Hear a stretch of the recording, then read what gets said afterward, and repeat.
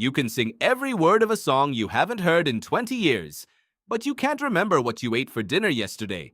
You tell yourself your memory is just inconsistent, but the real reason is far stranger.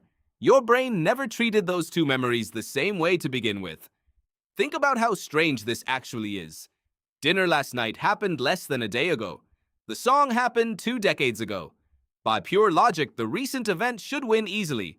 And yet, the song wins almost every time. Most of your daily life gets stored as what researchers call episodic memory, a loose, fragile record of ordinary events. A psychologist named Endel Tulving, who spent decades distinguishing different memory systems, found that episodic memories are among the fastest to fade because your brain assumes most daily details won't be needed again. Dinner last night falls straight into that pile. Nothing about it stood out.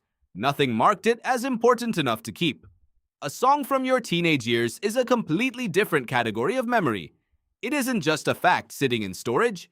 It's fused to emotion, repetition, and rhythm, 3 things your brain treats as far more significant than an ordinary Tuesday dinner. Here's where it gets stranger.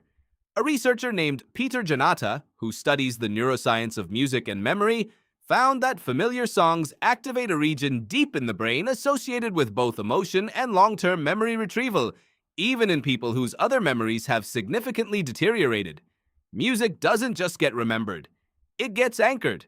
That anchoring happens because of how the song was originally learned.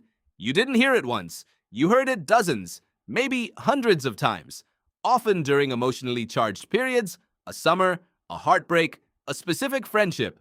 Repetition combined with emotion is one of the strongest memory encoding combinations that exists. This is also why music taps into something close to procedural memory, the same durable system responsible for skills like riding a bike or typing without looking at the keys. Once something is encoded that deeply, it barely decays with time. You're not straining to recall the lyrics. They're simply there. The way muscle memory is simply there. Compare that to dinner. You ate it once. You weren't emotionally invested in the sequence of bites. There was no rhythm, no repetition, no rehearsal. Your brain correctly identified it as low-priority information and let it go almost immediately, the same way it discards most of the thousands of small, unremarkable details you encounter every day. So the imbalance isn't really a flaw, it's your brain functioning exactly as intended, not by how recently something happened, but by how emotionally and physically encoded it became at the moment you learned it. This is why a forgotten song can instantly pull you back into a specific year, a specific room, a specific version of yourself, while yesterday's dinner leaves no trace at all.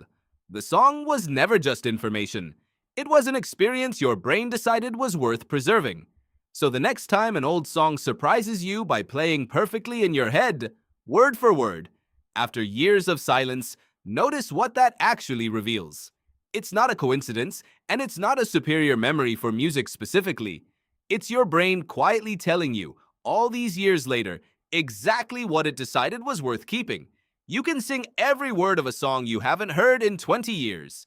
And now you know why. It was never about how long ago it happened. It was about how deeply your brain decided in that moment that it mattered.